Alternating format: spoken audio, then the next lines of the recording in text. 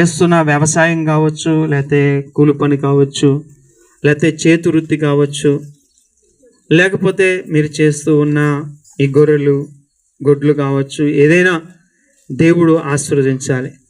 నరుడు కష్టార్జితము ఏమాత్రం ఎక్కువ కాదు, కానీ యెహోవా ఆశీర్వాదము ఐశ్వర్యం ఇస్తుంది. మానవుడిని దేవుడు దీవిస్తూ ఉన్నాడండి. ఆదిలోనే దేవుడు దీవించాడు. మీరు అభివృద్ధి పొంది ఫలించి విస్తరించండి, ఆశీర్వదింపబడండి అని దేవుడు చెప్పాడు.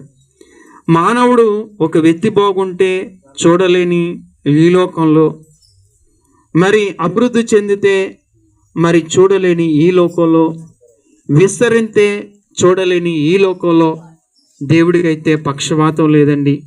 మనిషికి పక్షపాతం ఉండొచ్చు, కానీ దేవుడు కోరుకునేది ఏంటంటే మీరు ఆశీర్వదింపబడాలని. అంటే నరుడు ఎంత కష్టపడినా ఆ కష్టార్జితాన్ని ఆశీర్వదించేది దేవుడు ఒక్కడే. అందుకే మనం యెహోవా యందు భయభక్తులు కలిగి ఉంటే వారికి ఆశీర్వాదం అనేది దేవుడు ఇస్తాడు.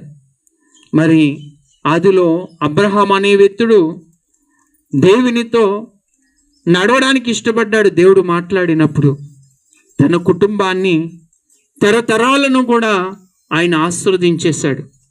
అలా అటువంటి ఆశీర్వాదం నీ మీదకి రావాలంటే నీ మీద ఉన్న శాపము తొలగింపబడాలి, నీ మీద ఉన్న పాపము తొలగింపబడాలి అనేది దేవుని యొక్క ఆలోచన.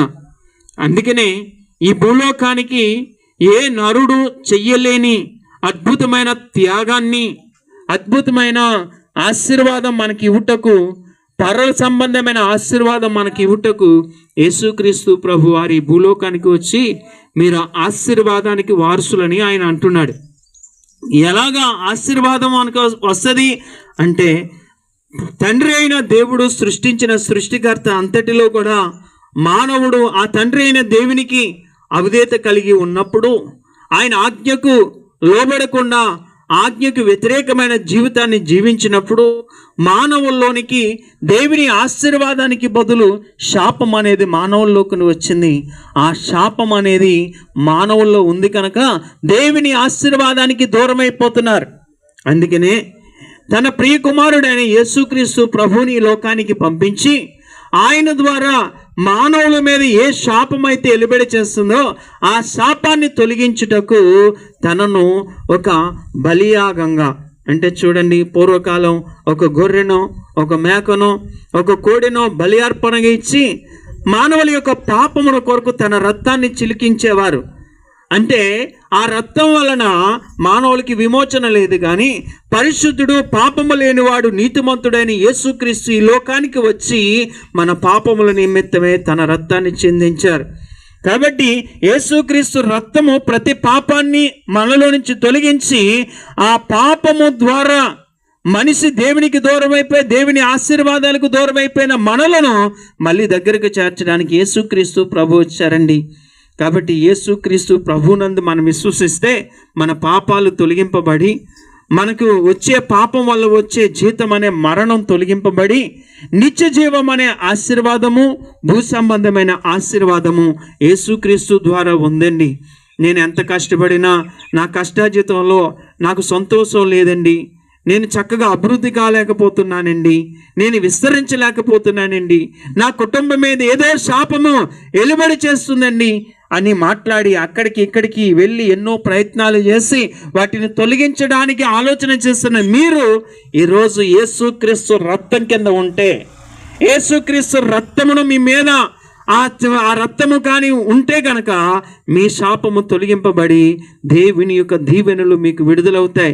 ఈ భూలోక సంబంధమైన దీవెనలే కాదు, పర సంబంధమైన దీవెనలు విడుదలవుతాయి. మీ దుఃఖం తొలగిపోద్ది, శాపము తొలగిపోద్ది, మరణం తొలగిపోద్ది.